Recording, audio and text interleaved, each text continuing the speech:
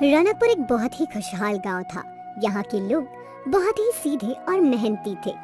ज्यादातर गांव वाले खेती करते थे। अरे भाई संजीव, कल तेरे खेत पूरे जुते नहीं थे। चल आज जोत देते हैं। हाँ भाई चलो, आज मेरे खेतों का काम खत्म करेंगे और कल तुम्हारे वाले का कर लेंगे। अरे नहीं नहीं, कल मनोज की मदद करेंगे और फिर आखिर में मेरा खेत जोत देंगे। रनकपुर के लोग एक दूसरे की मदद करने में विश्वास, और शायद यही कारण था कि रनकपुर बहुत ही खुशहाल था। यहाँ की औरतें भी एक दूसरे से मनमुटाव नहीं रखती थी। अरे पूनम, घर पे है क्या? जी दीदी आई। ये ले, सुबह खीर बनाई थी, मुन्ना को बहुत पसंद है ना, तो सोचा मनोज के लिए भी ले आऊं। तेरे ब्याह से पहले वो अक्सर मेरे घर खीर खाने आता था। उसे मेरे हाथों की खीर बहुत पसंद है। बहुत अच्छा किया दीदी, एक मिनट ठहरिए। पूनम भीतर गई और कुछ लेकर आई। कल मैं बाजार गई थी और वहाँ मुझे मुन्ना की मनपसंद बताशे मिले। आप उसे ये दे दीजिए। ठीक है। गांव के बुजुर्गों को अपनी परवरिश पर नाज था। हमारा गांव कितना खुशहाल है, होगा कैसे नहीं, ये सब हमारे संस्कार है। अब वो तो है, बच्चों में आपस में इतना प्रेम है कि ये सब एक साथ एक ही परिवार की तरह रहते हैं। हाँ, एक बड़ा परिवार, रनकपुर परिवार। कहते हैं ना, खुशियाँ ज्यादा दिन नहीं टिकती, और इनके साथ भी यही हुआ। एक रात तेज आंधी चलने लगी। आंधी के साथ तूफान चल पड़ा। गांव वाले डर गए। बचाओ, कोई मुझे बचाओ। जगह जगह पेड़ और घर गिरने लगे। सबको गांव के मंदिर ले आओ, अब भगवान ही हमारी रक्षा करेंगे। गांव के मर्द सभी को मंदिर तक ले जाने लगे। गांव का मंदिर बहुत ही पुराना था और ये मंदिर एक गुफा के अंदर बना था। बाहर हो रहे आंधी तूफान का मंदिर पर कोई असर नहीं था। गांव के सारे लोग मंदिर के अंदर सुरक्षित थे। लगातार कई घंटों तक आंधी तूफान थमा नहीं। एक एक करके गांव के सारे घर जमींदोज हो गए। अगली सुबह जब आंधी थम गई तो गांव वाले गुफा वाले मंदिर से बाहर आए और अपने गांव की हालत देखकर रो पड़े। हे भगवान, ये क्या हो गया? तुझसे हमारी खुशी नहीं देखी जाती क्या भगवान? अब हम क्या करेंगे? क्या कर सकते हैं? एक बार फिर सब चीजों को शुरुआत से शुरू करना पड़ेगा। लेकिन हम खाएंगे क्या? हमारी तो फसल ही बर्बाद हो गई। भगवान हमारी मदद करेंगे, हम यूं ही हार कर नहीं बैठ सकते। हमें खुद ही अपनी परिस्थिति बदलनी होगी। हाँ बेटा, हम सबको मिलकर एक बार फिर से रनकपुर बनाना होगा। गांव वाले चिंतित थे, पर वो जानते थे कि अब उन्हें एक दूसरे का साथ देना होगा। मुन्ना, तुम खेतों में जाकर देखो, जो कुछ भी बचा हो वो समेट लो। मैं और संजीव जंगल जाते हैं, हमें सर पर छत बनाने के लिए लकड़ियाँ लगेगी। हम औरतें भी खाना बनाने की चीजों का इंतजाम करती हैं।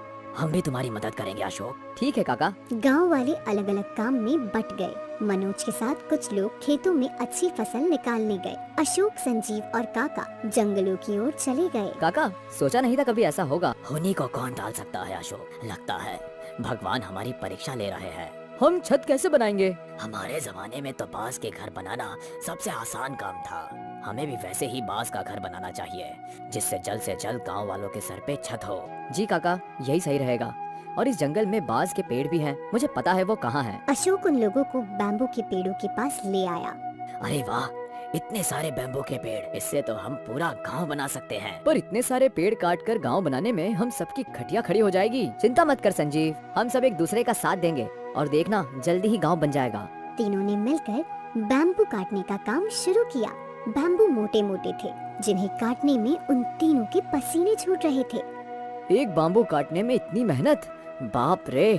अभी मैं काटता हूँ, तू थोड़ा आराम कर। ठीक है। वो लोग बारी बारी बैम्बू काट रहे थे। कई घंटे बीत गए, पर अब तक कुछ ही बैम्बू काट पाए थे। थोड़ी देर में अंधेरा होने वाला है, वो आखिरी मोटा वाला बाम्बू काटते हैं और फिर गांव लौट चलते हैं। ठीक है काका। तीनों मिलकर एक मोटा वाला बैम्बू काटने लगे। तीनों थके हुए थे, पर फिर भी अपनी पूरी ताकत से बैम्बू काट रहे थे। बैम्बू आधा ही कटा था कि उसमें से खून बहने लगा। ये क्या? रुको!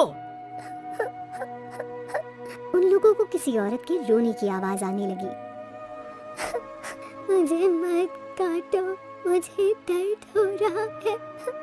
क्षमा कीजिए, हम किसी को नुकसान नहीं पहुंचाना चाहते थे। तूफान में हमारा गांव बर्बाद हो गया, बस घर बनाने के लिए बांस काटने आए थे, हमें क्षमा कर दीजिए।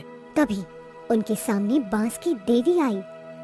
बांस की देवी के तेज से जंगल प्रकाशित हो गया।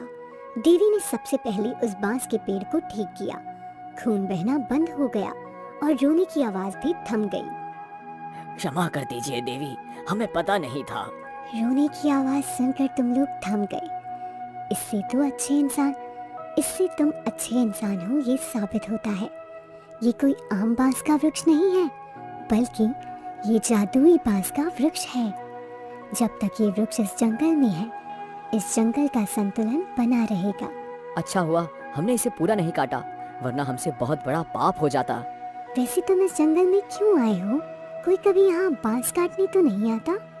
हमारी मजबूरी है। कल रात के आंधी तूफान में हमारा गांव तहस नहस हो गया। रहने के लिए सर पर अब छत नहीं है, इसलिए हम बांस की लकड़ियां लेने यहाँ आए थे। मैं तुम्हारी ये समस्या सुलझा सकती हूँ।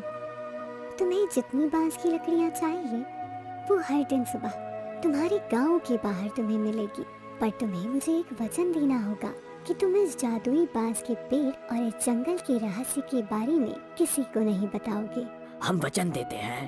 तीनों ने बांस के देवी को वचन दिया और वहाँ रखी बांस उठाकर अपने गांव लौट आए।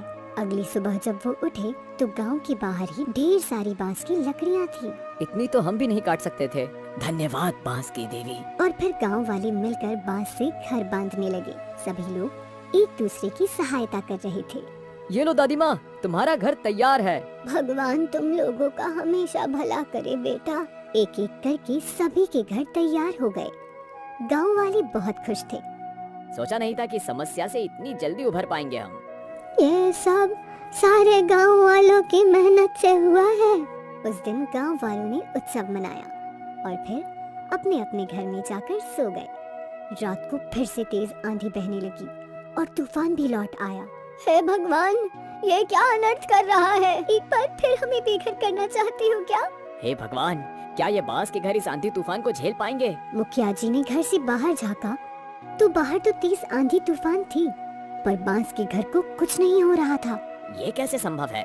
इन बांस के घर पर तो आंधी तूफान भी विफल हो गए। इसका राज बस 3 लोगों को पता था, अशोक, संजीव और काका। तूफान थमने के बाद गांव वालों ने उन तीनों से पूछा, आखिर माजरा क्या है? इन बांस के घर को कुछ नहीं हुआ। इन बांस के घरों के सामने आंधी तूफान भी फीके हैं, पर इसका राज हम बता नहीं सकते। हमने वचन दिया है, आप लोगों को बस यही बोलेंगे कि जब तक हम इन बांस के घरों में रहेंगे हम सुरक्षित हैं। ठीक है, अब हमें चिंता करने की कोई जरूरत नहीं। रणकपुर एक बार फिर खुशहाल गांव बन गया था। अब कोई आंधी और तूफान उनके गांव को तहस नहस नहीं कर सकता।